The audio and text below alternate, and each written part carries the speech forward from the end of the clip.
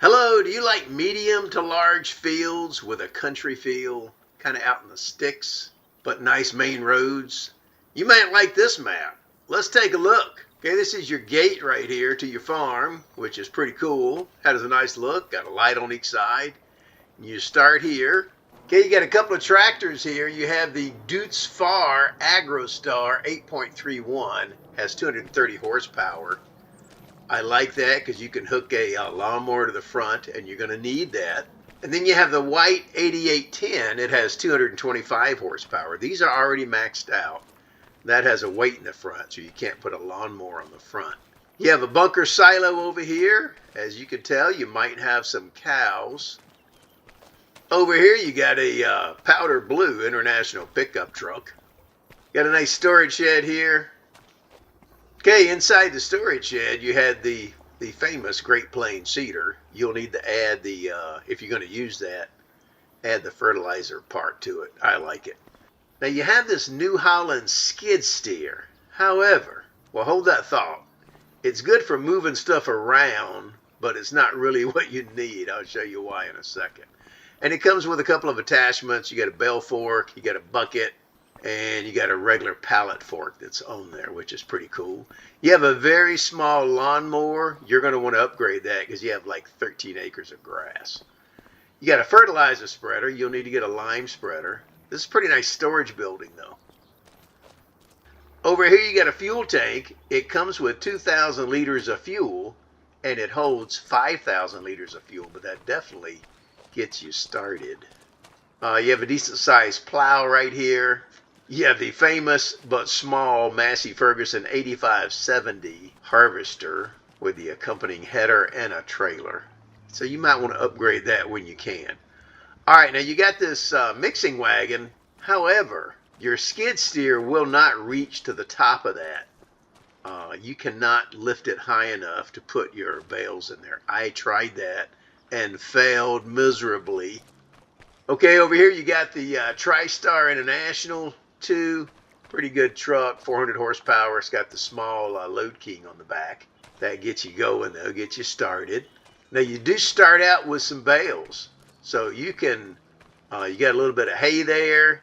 I would start cutting the grass, get some more hay, make some, TMR, or just feed them hay to start with. But you got a few bales in here. You got 21 bales of hay and 23 bales of straw. So that's kind of cool. That'll get you started. You got a nice cow pen here. You pick your milk up here, pick up your slurry over there, and you drive through it to dump off your food for your cows. And it's pretty nice and open in there, pretty nice. All right, coming around the back there, you got a Meridian silo with the conveyors. Not a big fan, but it's something to do. Sometimes I play with it if I'm feeling kind of like I want to do a lot of work. Okay, you got an 18.5 cubic meter trailer, which definitely gets you started there. All right, let me show you on the map. We'll look at your land here. You have two fields. Okay, the first one is a grass field, and it's right at 13 acres of grass. Pretty nice. It's ready to harvest. Then you have about 14.6 acres of wheat that's ready to harvest. So those are the two fields you own. The fields aren't that expensive. Here's a tiny one here for $27,000. That's only 4.5 acres. There's one over here for $129,000. That's like a 20-acre field. For $244,000, you can get a 40-acre field. So they're not that expensive. Okay. Now, you are missing a thing or two. If you notice, there's no house. You do not have a house. One of the things I did, I have the, if you have the Highlands fishing package, I went to construction, and you go down under farmhouses if you have that, and you get these little tents here for $470. And I just put those in the woods over here, and that allowed me a place to sleep temporarily until I could build a house. Oh, by the way, you have this shed here with solar panels on it, but it doesn't give you any income. It looks like it would, and it should, but it does not. Okay, let's take a look around a little bit. Okay, there's my new abode there, a couple of tents. All right, this is an aerial view of your farm. It's pretty nice. You got some storage here. You got bale storage right here. It comes with some bales to get you started. The bale storage is typical that it holds 250 bales. Okay, there's your meridian silo and your cow pen there.